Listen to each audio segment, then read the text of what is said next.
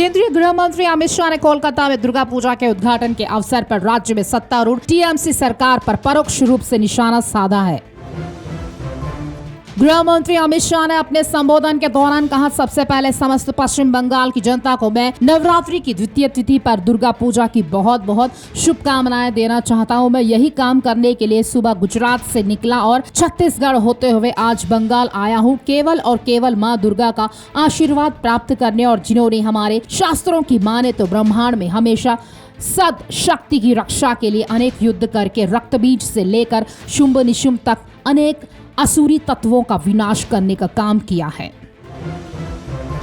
मध्य प्रदेश विधानसभा चुनाव के मद्देनजर देश की सबसे पुरानी पार्टी की 144 उम्मीदवारों की सूची आने पर बीजेपी कांग्रेस आमने सामने आ गए हैं। बीजेपी की ओर से कांग्रेस की सूची पर सवाल उठाए जा रहे हैं। प्रदेश कांग्रेस के अध्यक्ष कमलनाथ ने उम्मीदवारों की लिस्ट आने के बाद भोपाल में कहा कि कांग्रेस ने टिकट बंटवारे में युवा, महिला और अल्पसंख्यकों का पूरा ख्याल रखा है।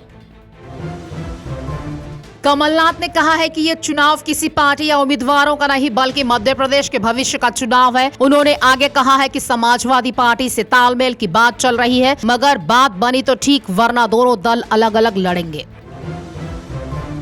कांग्रेस ने अपनी पहली लिस्ट में उन 4 सीटों पर भी उम्मीदवारों का ऐलान किया है जहां सपा प्रमुख अखिलेश यादव ने अपने प्रत्याशियों की घोषणा पहले ही कर दी थी। कमलनाथ ने सीएम शिवराज सिंह चौहान को मुख्यमंत्री का चेहरा न घोषित किए जाने पर भी सवाल उठाया। उन्होंने कहा है कि बीजेपी शिवराज को सीएम का चेहरा घोषित क्यों नहीं कर रही है और क्या पार्टी को कोई पछतावा है।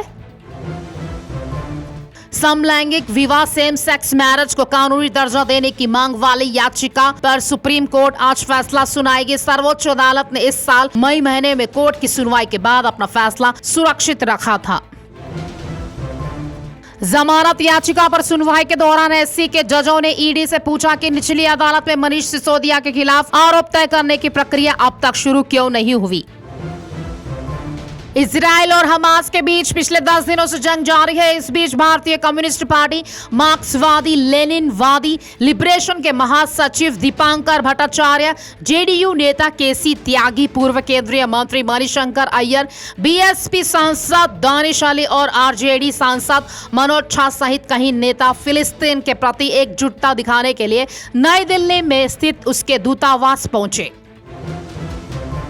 AIMIM प्रमुख असदुद्दीन ओवैसी ने कहा है कि भारत का विभाजन एक ऐतिहासिक गलती था। उन्होंने विभाजन के वक्त के नेताओं को इसके लिए जिम्मेदार ठहराया है।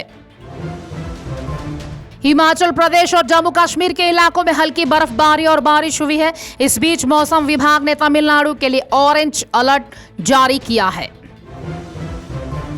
वनडे विश्व कप 2023 के 14वें मैच में ऑस्ट्रेलिया ने श्रीलंका को हराकर टूर्नामेंट में जीत का खाता खोल लिया है। कंगारू टीम ने श्रीलंका को 5 विकेट से शिकस्त दी।